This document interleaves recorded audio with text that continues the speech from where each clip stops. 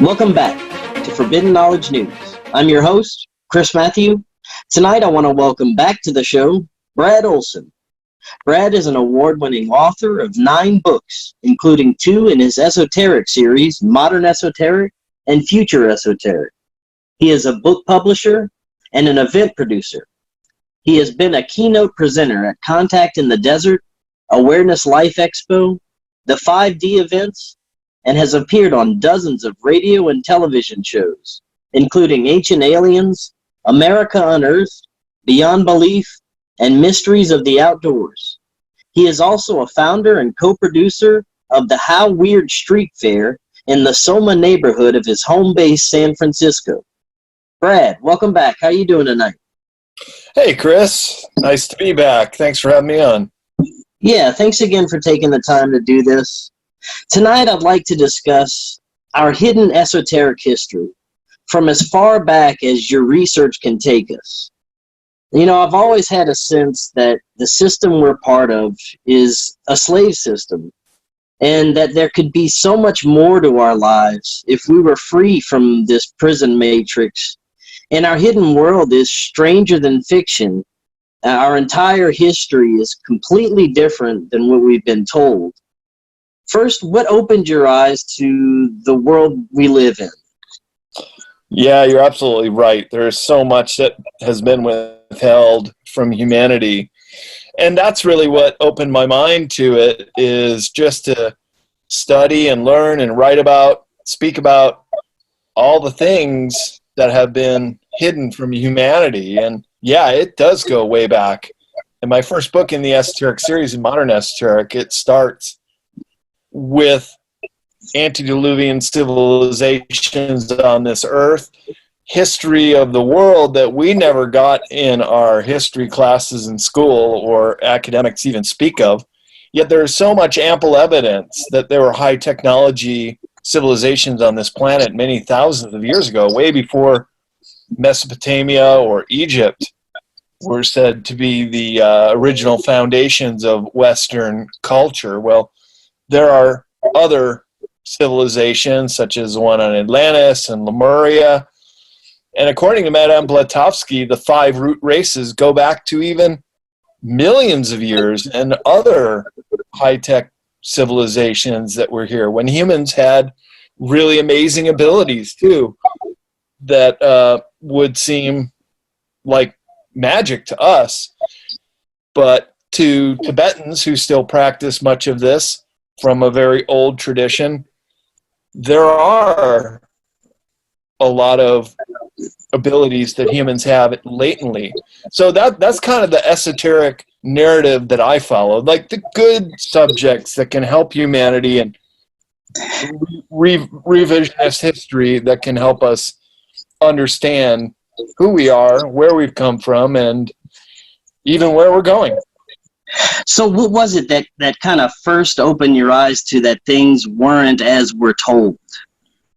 Gosh, I think I've known this since I was a little kid, really. Well, at least as a teenager when I started exploring new topics. And, well, I tell you, when I was in junior high, I just came across this once again when I was going through some of my old drawings as a teenager, and one of them was this gray alien in a spacesuit that I had taped above my desk in junior high. So I've really thought about this stuff for a long time, and it's always fascinated me, and always the intuitive knowledge that we are not alone and we have been visited. And like William Cooper says, when you put the aliens in the middle of this stuff, you get all the answers. And in many ways you do, because it opens up a whole possibility of then having space contact with ET races that have been here for a long time or that come and go. And that's a total game changer. Once again, that's the kind of history that we are not given, and which I think absolutely needs the story to be told. Definitely. And before we get too deep into this, I know you recently went to Skinwalker Ranch. Isn't that correct? That's right, yeah. The Tell us a property little bit next how about that. How that was? Sure. Well, met probably shouldn't say his name, but he has had property up near Fort Duchesne for many years, and he told me about it. We met on the set for Mysteries of the Outdoor TV show and really got on well, and I kept telling him all this time, I really want to get up there and check it out. And just 6 months ago, he had the opportunity to purchase the adjacent property right next to Skinwalker Ranch, and it's now called Space Wolf Research. And I was going out to Colorado for a family trip a couple weeks ago, and it just was perfect timing and right on the way to go check it out for 2 nights. And I did. And I'll tell you, it's like one of the paranormal hotspots in North America. You got the Marfa Lights in Texas. You've got Bradshaw Ranch outside of Cottonwood near Sedona, Arizona. You've got the Eseti Ranch overlooking Mount Adams in Washington State. And these things have a light show and other paranormal aspects to them practically every single night. And I was fortunate to see some very strange orangish lights that morphed into 2 that had a red light in the middle, but didn't come or go from anywhere, because there is a ranch house down there with really bright lights. And the next night in this big meadow where I saw some of these orange lights, then we saw people driving around with big lights, and they were looking for something down there. And the perimeter of Skinwalker is very well fortified. It is quite like Area 51 with motion sensors and cameras and big wrought iron fences. And it just struck me as either they're very intent on keeping people out, or whatever it is in there, keeping it in. So it's a very strange place, Chris. I would highly recommend a visit if you're ever in northeastern Utah. And it's not too far off the road and fairly easy to find, and could maybe set up an opportunity for you to go to this research center, which is now taking over from where Bigelow Aerospace left off, because Bigelow had had a team watching, and they set up all the trip wires and the motion sensors and the cameras, and they pulled out a couple of years ago, and now my friend and his team, they've taken over and have videos, and they have captured some amazing things. Even just a couple of days ago, these incredible orbs, big green lights coming out of the ground, said we're just right in front of them and above them. I posted it on my Esoteric series Facebook page if anybody wants to see it. Truly amazing sight, and other things that they have captured there. So there's something going on. I may have only caught a little glimpse of it, but I'm confident that it's one of those paranormal hotspots where you watch it long enough and you're going to start seeing some of this stuff.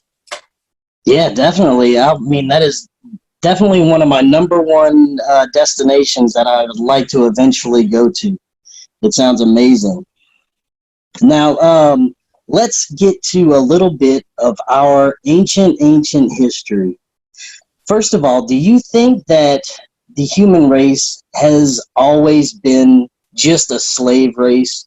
Or do you think that there was a time, possibly pre-flood, that we were free and, we were, we had sovereignty. We were our own rulers. Do you think that there was ever a time like that?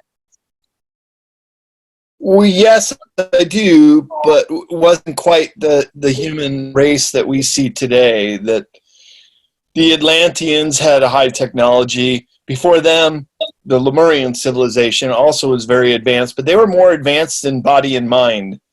They were a peaceful civilization, and the Atlanteans were a little bit feisty with their technology and may have done themselves in with nuclear warfare and other kind of high-tech weaponry.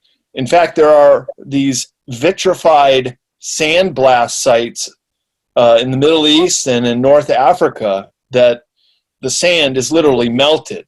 And it could only have been something like a nuclear bomb in a very, very distant past.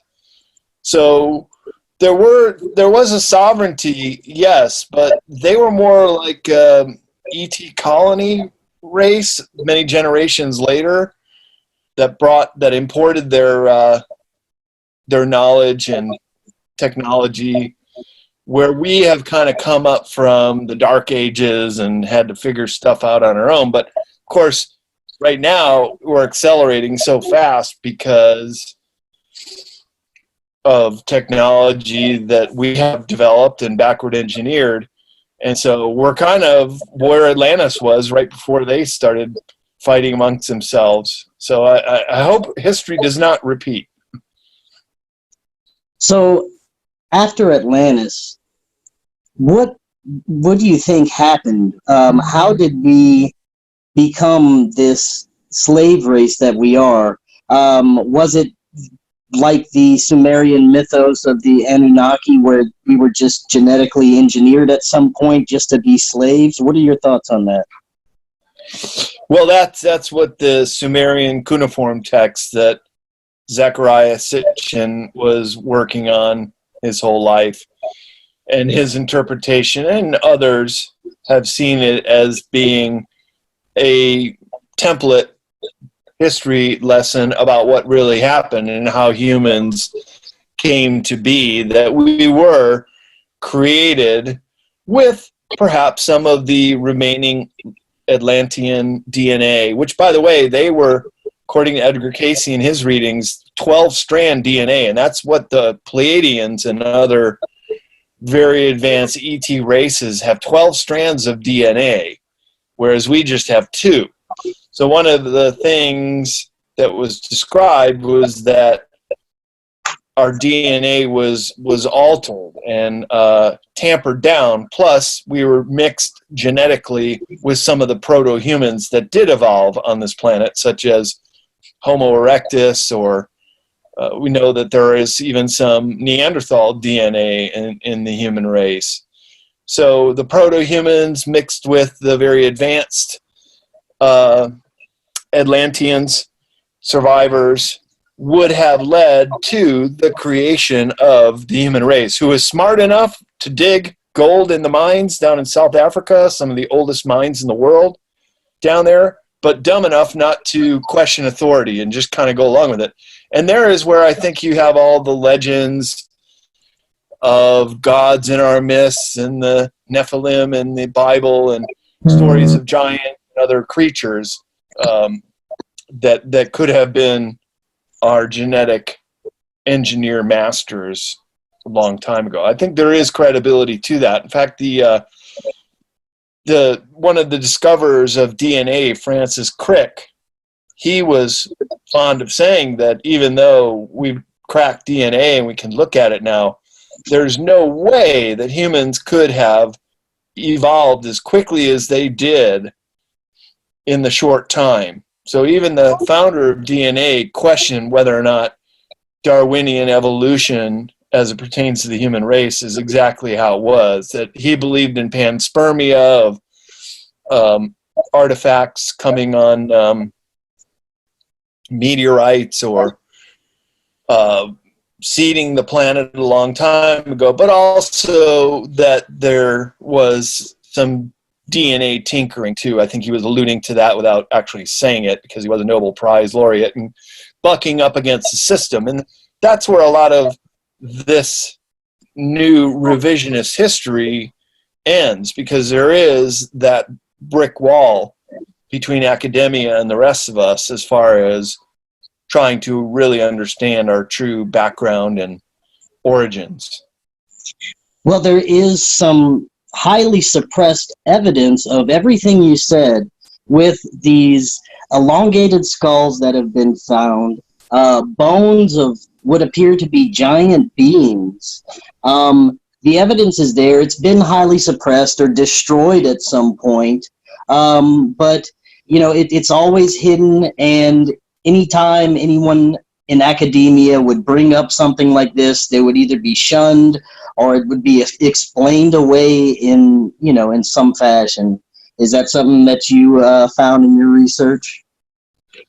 Yeah, for sure. I mean, this is the whole front section of modern esoteric, Beyond Our Senses book, that goes into all the evidence that humans have been tinkered with, that there is ET agenda, that we've been kind of stuck in this prison planet, the slave race, for several thousand years. But I don't think it's always been that way, as we discussed earlier. It's just nowadays it's become pretty apparent that there are controllers who really run this planet, that the Rothschilds and the Rockefellers are merely the captains and the colonels, that there's another general out there and it's not exactly human. And this is even what people who have come out of the banking industry have said, is that the top bosses are not human, and it's still that way. They're still controlling this planet, and we're very much under the iron grip because we still have money on this planet. And that's what's really strange to a lot of ET races, to watch us and see how money is a tool of enslavement and how we are still so much in its grip. But in the big picture is, yeah, there's so much we haven't been told, and it all starts way back when, as you said, and includes these giants, these 7, 9, 12-foot massive human-like beings that are not quite human because they have such a big head, bigger cranium, 30% bigger cranium than we have, and sometimes their stature is much bigger than any of the tallest human beings on this planet. And those are the ones we would have considered the gods, right? Right, that's right. So when you look back into the Bible, Old Testament, and other older texts, they're always speaking of the gods. Well, then it starts to all make perfect sense. Yeah, definitely. And also when you look at the similarities between these megalithic and monolithic structures around the world, the different petroglyphs and hieroglyphs, the way that the pyramids were built, or the lack of understanding of how the pyramids were built, it all points to highly, highly advanced civilizations. What kind of technologies do you think that we were dealing with? It had to have been much different than what we have now, and I imagine it was probably integrated with our consciousness and energy, would you say? Yeah, for sure, especially the moving of the blocks, the shaping of these megaliths.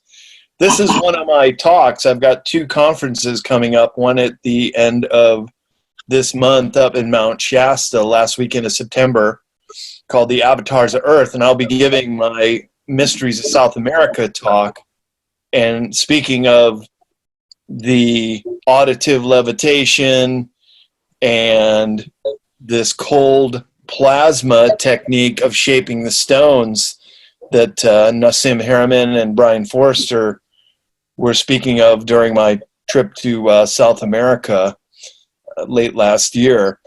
And to see these megalithic blocks, Chris, it's just something else. Some of them are 30 feet tall with these crazy angles that just come in all these different ways, but all the blocks are so perfectly fitted together. You can't even put a credit card or a piece of paper between them, and they just have these angles that make no sense. For example, there's a block in Cuzco called the block of 12 angles. Why would you go to all that trouble to create a megalithic block with 12 angles on it? Well, it does hold up very well to earthquakes. And that's why many of the oldest structures in South America and in Egypt are the megalithic sites, that they are the ones that were built so well and so expertly with so much, such a great fit that they survived, whereas the later inferior architecture is crumbling down and oftentimes is supplanted right on top of the megalithic blocks, and makes you wonder, well, how did they lose that ability to create so big, and then later on are creating blocks and walls much more inferior? Right. Now, it seems at some point, the communication with powerful entities, the communication with off-planet beings, and the use of magic, and the open use of magic, it seems that all ended when the Romans conquered Egypt, and it seems like a new era kind of took over, where the suppression of a different type of suppression began at that point, where they were trying to hide and keep all the true power and magic to themselves, and started to enslave the people in different ways. Would you say that's accurate? Oh, it is. And this, again, goes way, way back to even the mystery schools during the pagan eras, the Mithras and the Isis mystery schools, and many others that we don't even know the names of anymore, but we're always collecting and even hoarding this kind of knowledge, and possibly even working in black magic rituals, which again came to the surface during the Middle Ages with the whole key to Solomon's key, the numbers and sacred geometry that can be worked into the architecture of very old, including Solomon's temple. And this is sort of that the Solomon magic that came above, and there's something to it. I published a book by Lon Milo Duquette called The Key to Solomon's Key. And at first, when I read the first proof of it, I didn't quite get it. I didn't think there was much to it. But the more I read it and the more I understood it, the more I see that this is how this kind of magic transpired from the Middle Ages up. And this is the true meaning of esoteric, is that information and knowledge that is collected and hoarded by a select few.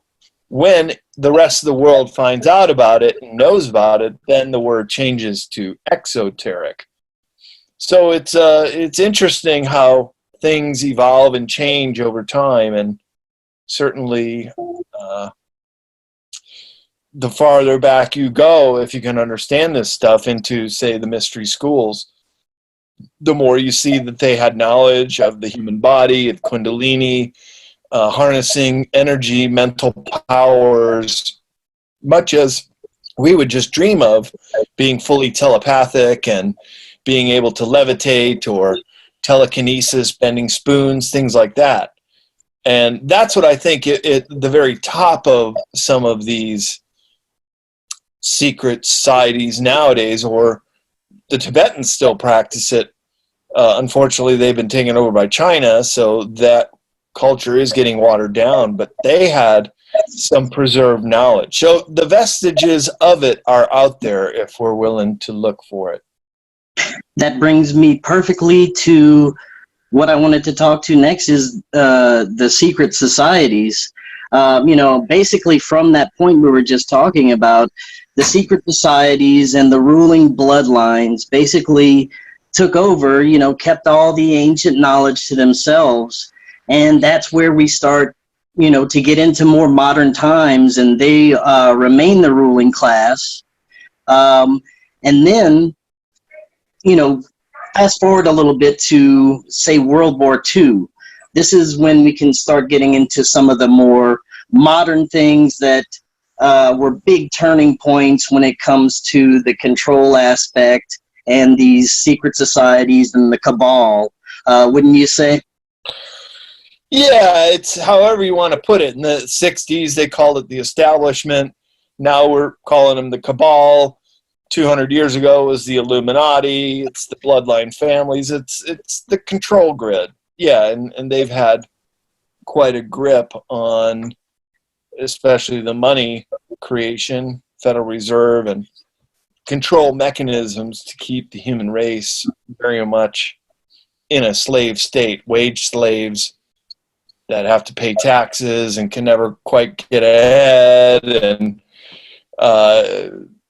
they say America is the land of the free, home of the brave. I say it's the land of the fees and home of the slave. And the American dream can be the American nightmare for a lot of people too.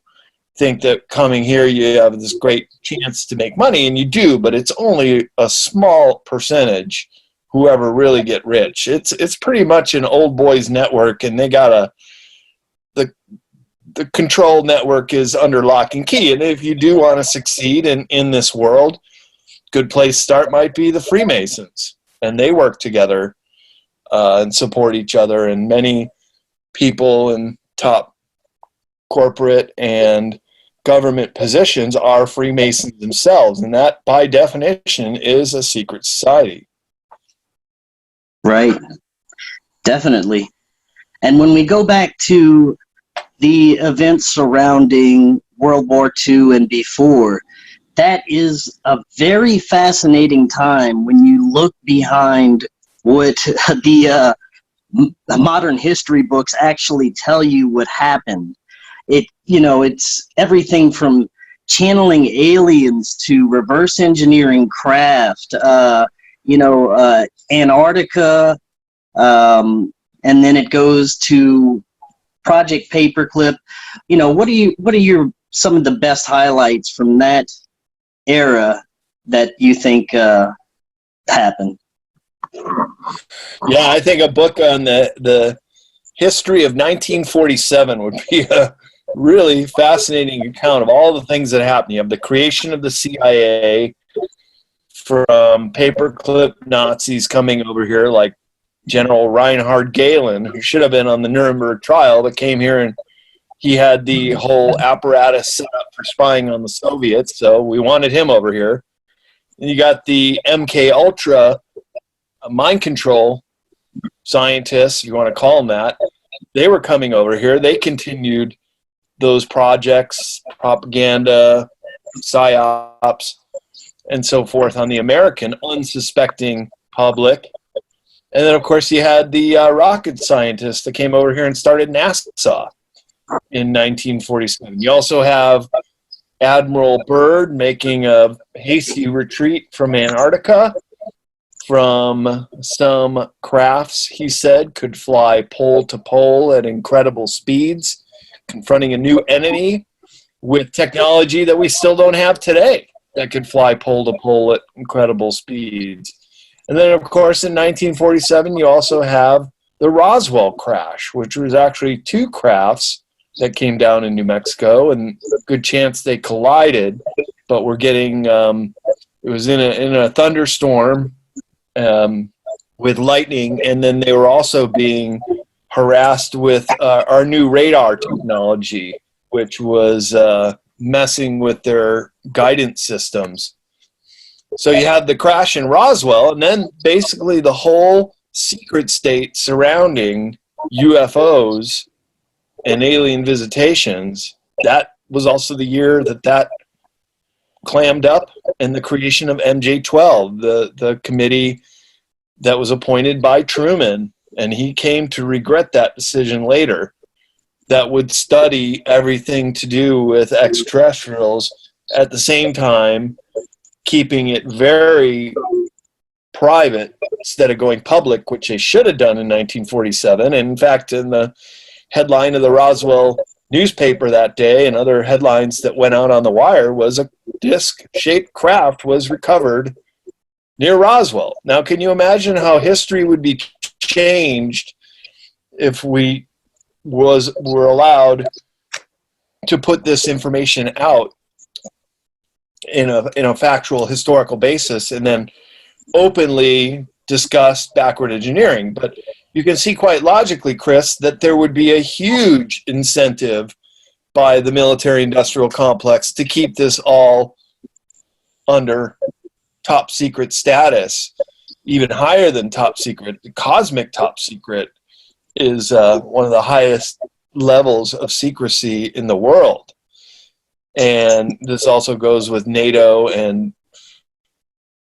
the UN, but certainly the MJ-12 committee would have had this kind of clearance.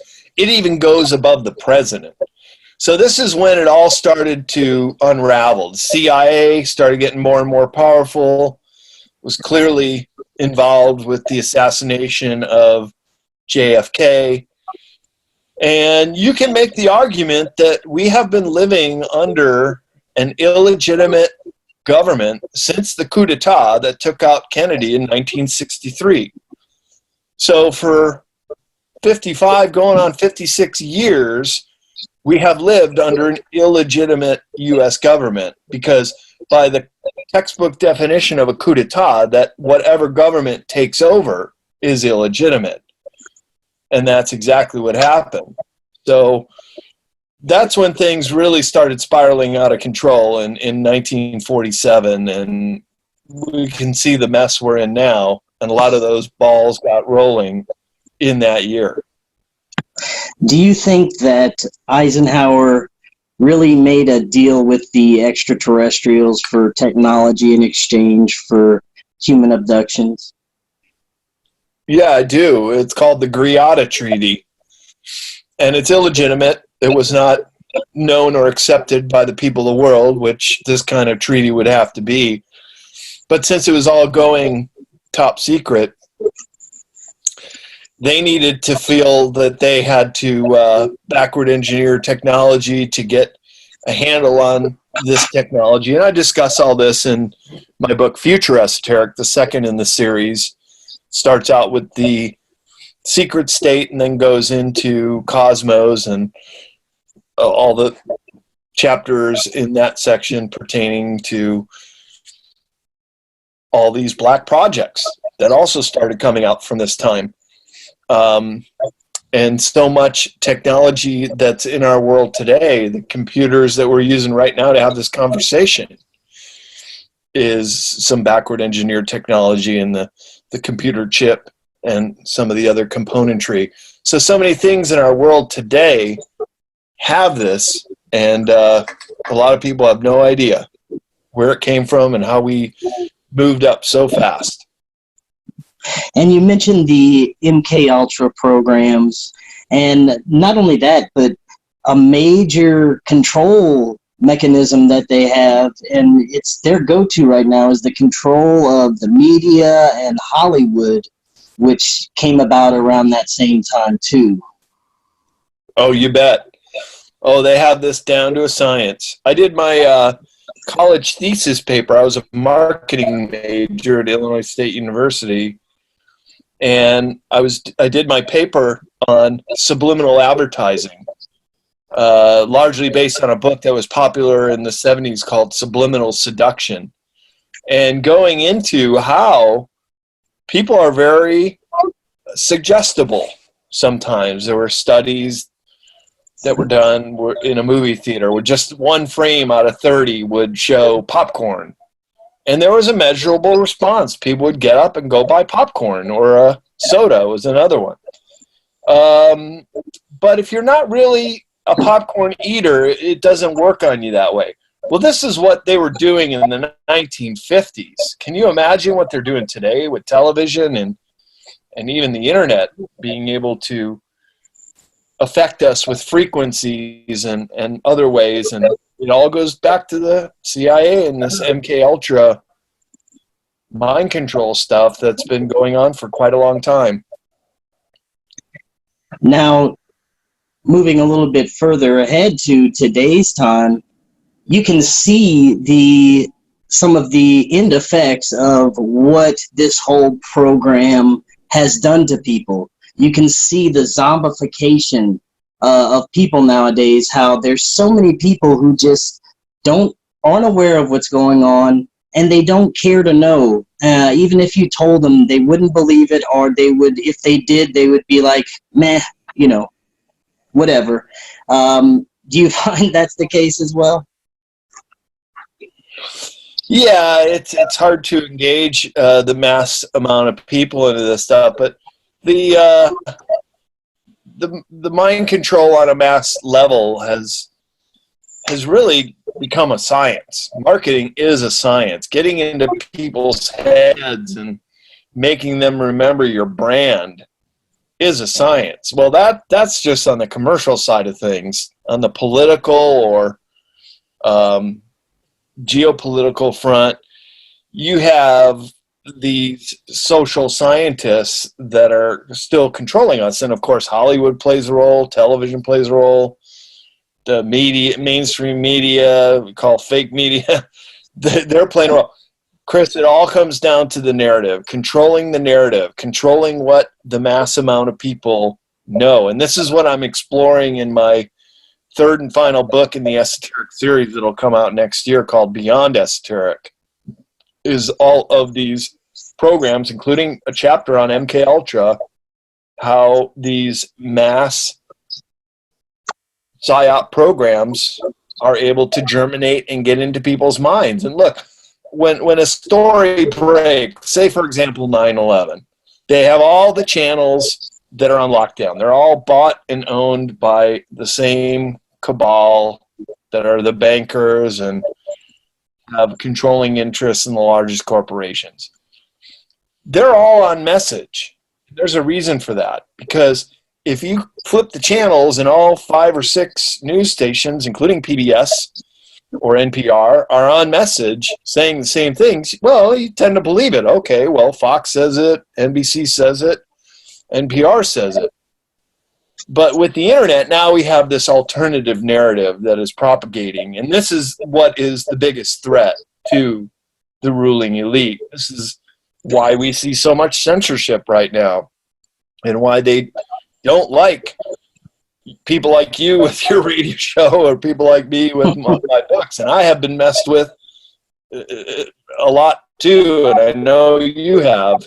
And these are trying times for people who are trying to just tell the truth and get to the bottom of some of these very prickly subjects that there's so much disinformation out there too about, that it's difficult for people like you and me to really find what is true. As one CIA agent said, it's like we're in the wilderness of mirrors, and you see reflections and other things. And disinformation is usually about 80-90% of truth. It's just that red herring they throw in there to steer the narrative in a certain direction that is the hardest to pine down on and figure out, and then understand how these programs actually work.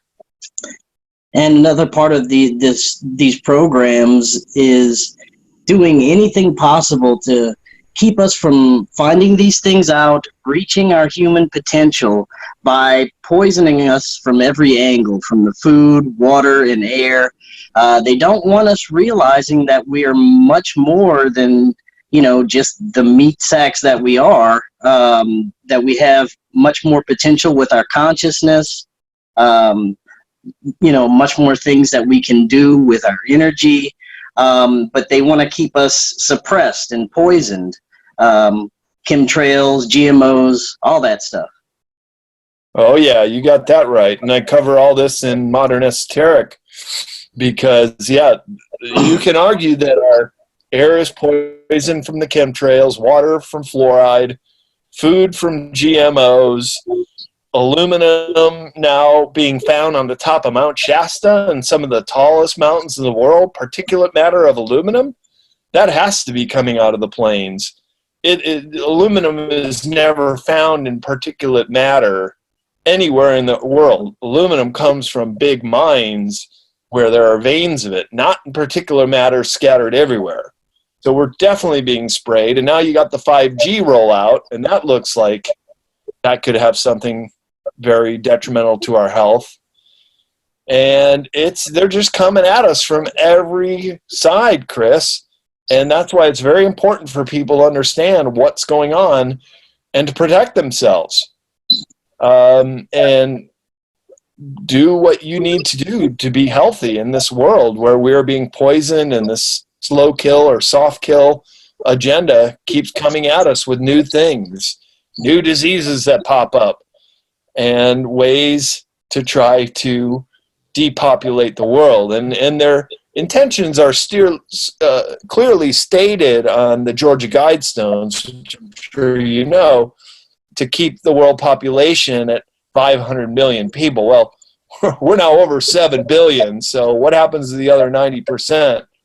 I don't really know. But clearly there is an anti-human agenda that would poison us on such a wholesale basis that we absolutely have a right to know and need to know. And it is disheartening that few people do see the urgency in knowing this stuff, because your health and your lifespan depend on it.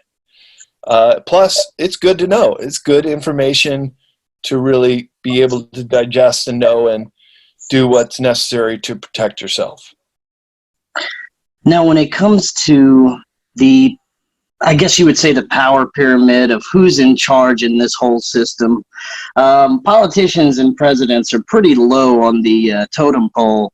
Who would you think is at the higher levels? You know, the banksters, the royal family, Vatican.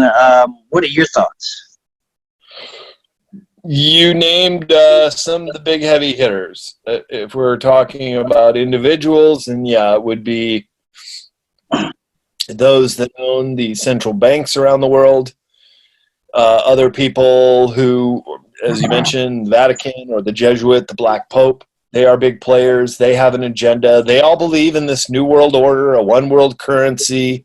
Even the Vatican is behind a one world religion. So they're just this power grid.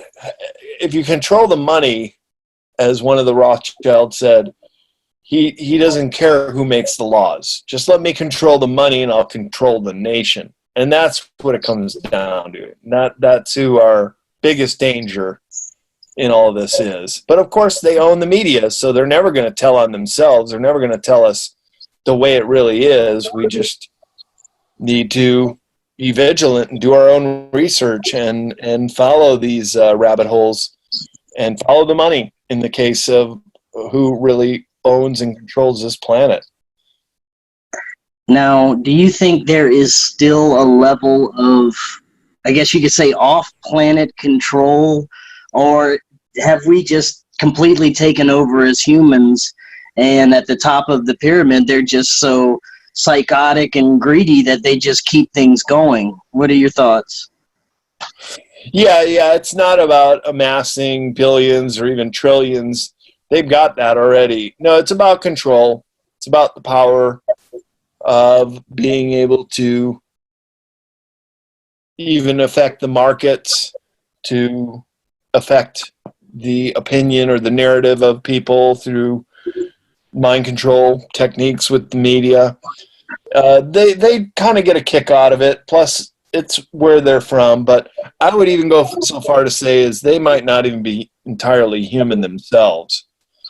Karen Hughes, who came out of the World Bank, said that a few years ago, and it was quite shocking to the community. But I think she's onto something, and I've been following this line of logic and thinking for a while now that there is human-like, maybe we couldn't even tell them, although sometimes you see them with the big elongated heads. Those people are still alive, by the way.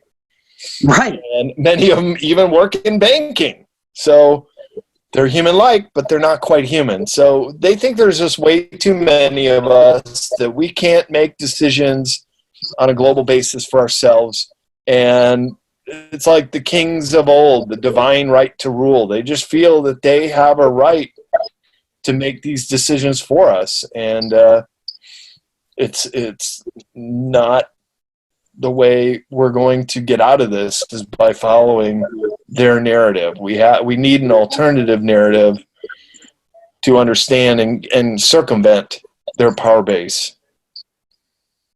What are your thoughts on that there is possibly an off-planet, maybe reptilian or other malevolent race of extraterrestrials that are still in control?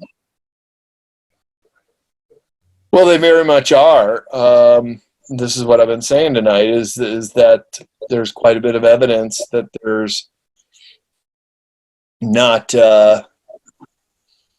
human leaders at the very top, the control grid. And of course, they don't want anybody to know. They want to keep it all as private as they can.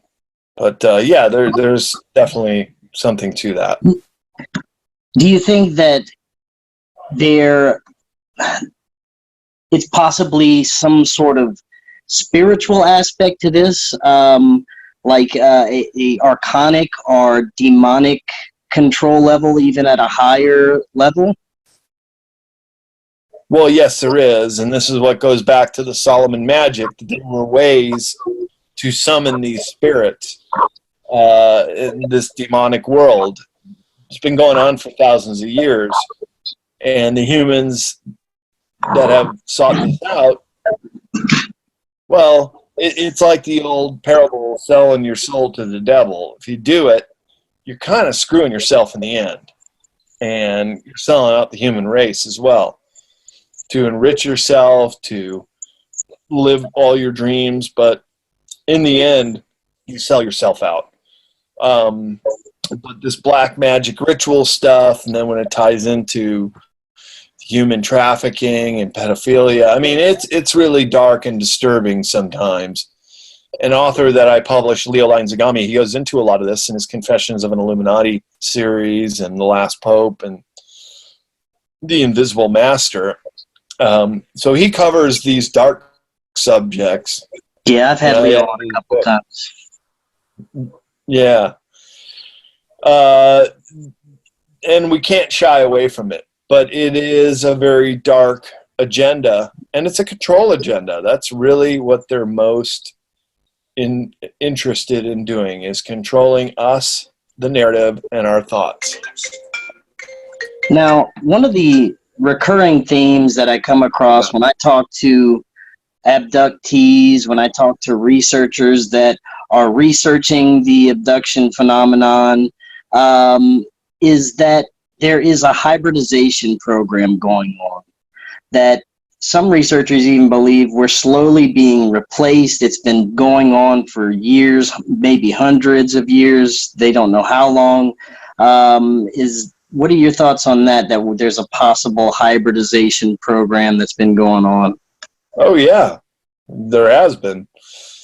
And if you go to Dulce, New Mexico, you're standing above one of the hybridization bases, underground bases, near the Archuleta Mesa.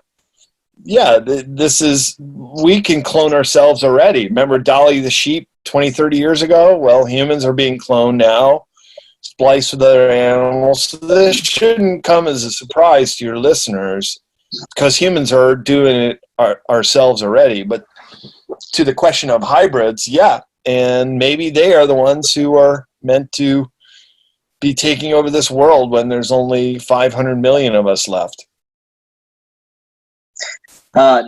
Now, when it comes to things that are going on right now, when it comes to disclosure, there's a lot of leaks going on, a lot of excitement in the media, more coverage than I've ever seen in my life of UFOs in the media. My feeling on it is, it's a controlled leak. I don't know what the reasons would be, though. It could be that they're preparing us for something. What do you think is going on with the disclosure right now? Yeah, it is happening. It is. I've always said disclosure comes from the ground up. We're not going to get the information from the mainstream media, from academia, from government. But people like us are discussing this, are understanding it, are putting pieces together and getting a pretty good idea of this control system. So it's important that people understand this and wake up to it. And as I said, you'll be doing yourself a big favor too, because you have to understand what they're doing to us to be able to try to prevent it. What are your thoughts on some of the things that are going on right now? Say, for example, with the whole Epstein fiasco, For one, I don't trust any politician. I don't believe any side is any of them are on our side. I don't know what to make of Trump. I don't know whether to trust him or not. I've seen some interesting things so far, but I just don't know if he's part of the system. I don't know what the future holds with this. What do you see going on with this whole fiasco? Yeah, I'm with you there. I would love to see these cabal members, corrupt politicians rounded up and put on trial. All these tens of thousands of sealed indictments that are out there and could and should happen, but until they do, we're kind of left in the lurch. So, yeah, I don't know what to make of Trump entirely either. I'm quite on the fence with him. I've said since the beginning he could either go down in history as the best president if he could take down the cabal and have all these people arrested, or if he's already compromised and corrupted, then he will be the worst president of all time. Yeah, I mean, I'd like to root for him and think that he's going to do all these things and these arrests are going to happen. It's just, the only thing we can do is wait and see. But the things that are still rolling right now, the things that are still going on, it just doesn't seem to be moving in the right direction. Yeah, I agree, but at least we haven't gone into World War III scenario yet, and at least we're still pre-financial collapse, which I do think is coming. But I just have to hope for the best. Now, we just had another Space Force announcement. Now, when it comes to our secret space program, how far do you think we've already gone? We know that it's been around for a long time. Do you think we have bases on Mars or on the moon? When the 50th anniversary came out, I did a story on Before It's News, and I cover it in my book, Future Esoteric. There's three ways of looking at it: humans in space. Some people say that humans have never been past the Van Allen belt, that all we've done is just gotten into low orbit, and we can't go to the moon, we can't go to other planets because of this radiation belt. Others see the Apollo missions exactly the way they are, that it happened just that way, and we haven't been back to the moon, and now we're sending up our pilots with the Russians to go to the space station. But then the third perspective is that humans have been in outer space for a long time, that probably the Nazis were the very first on the moon in this modern age, and that there are bases there on the dark side, and there are beings that live on Mars, including humans. I know a couple super soldiers, talked to them at conferences and friends with them, like Captain Randy Kramer, and he spent many years on Mars and speaks in great detail about his experiences there. So yeah, I'm more of a proponent of option 3, that humans are prolific, that we have colonized and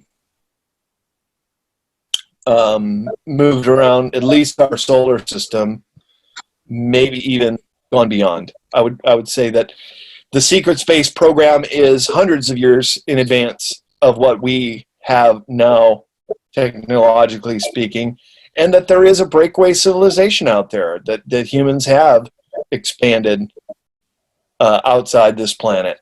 And this is largely unknown by the mass amount of people. Now, say in the next 5 or 10 years or beyond that, do you think we're ever going to see any of these technologies like free energy or antigravitics or anything like this? Well, I'm thinking with this new Space Force that they're going to start showing us some exotic technology, just like they did with the stealth bomber about 30 years ago. If you've ever seen one of those fly by, first thought that came to my mind was that's backward engineered technology. That's like alien craft there. It's so unconventional to aircraft as we know it. So I wouldn't be surprised if some exotic technology starts to become revealed through these programs. And I would like to extend the hope that Trump is an honest broker and wanting to get this information out there. But like you said, we're going to have to wait and see. It's tenuous times we live in. Now, right now, I notice there's a lot of people that are waking up to things going on. There's a lot of people raising their eyebrows to the system. I mean, with the whole Epstein thing, I've never seen any more as many people that aren't into the whole conspiracy thing just completely say, yeah, no, that didn't happen like that. You know, like even that's true. Yeah. He's like, even my dad was just like, yeah, no, there's no way. And it's, you know, I've seen a lot more of this awakening occurring. Where do you think this is going to go? Do you think this is going to actually come to a head to where enough of us will wake up to where we're going to start to buck the system? Yeah, you brought up Epstein, and I did mean to comment on that too. And I think he's still alive. He got sprung by Mossad, his handlers.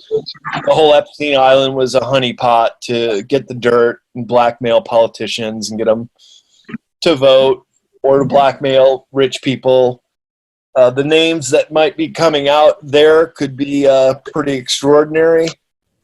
And it is the tip of the iceberg into the whole pedogate, human trafficking side of things. And of course, this needs to be exposed, shut down, and we're going to have to go through a period of mourning and understanding of truth and reconciliation with some of the alphabet agencies that allowed this to happen under their watch, and just how deep and dark it goes. And that will be what will shock a lot of Americans. So I think they have to do like the slow rollout, and let's hope it continues to keep rolling out, and so many of these victims will not be doubted anymore. Because, you know, Epstein's been on trial a few times. You just got a slap on the wrist. It goes all the way back to Boys Town in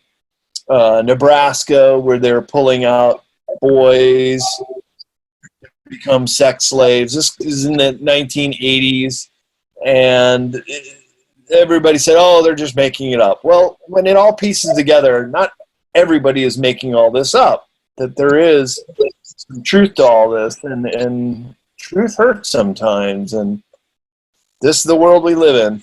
It's a very dualistic world, and unfortunately there's a lot of darkness in it still now too. Definitely. And Brad, I want to thank you so much for taking the time to come back on tonight. Do you have any interesting travels that you'd like to tell us about you have coming up? Yeah, well, my partner Emily Infinity is in Detroit right now. She's doing the Detroit Disclosure Conference this Sunday in Detroit, Michigan. So any listeners out there, just mention that you heard this on your show, Chris, and they can get $5 off at the door. It's only $15 to get in, so it's pretty inexpensive. They got Tony Rodriguez, a super soldier, and a lot of other great speakers. Then Emily's coming out here towards the end of the month, and I'm speaking up in Mount Shasta at the Avatars to the Earth the last weekend of September. And then we have to get down to Arizona, and I'm speaking at Disclosure Con first weekend of October in north central Arizona. So those are my last two speaking gigs. Working on my next book, Beyond Esoteric, and talking to good people like you, Chris, and doing interviews, keeping things going. Awesome. Well, Brad, thanks again for taking the time. And as usual, I'm going to have you back on again.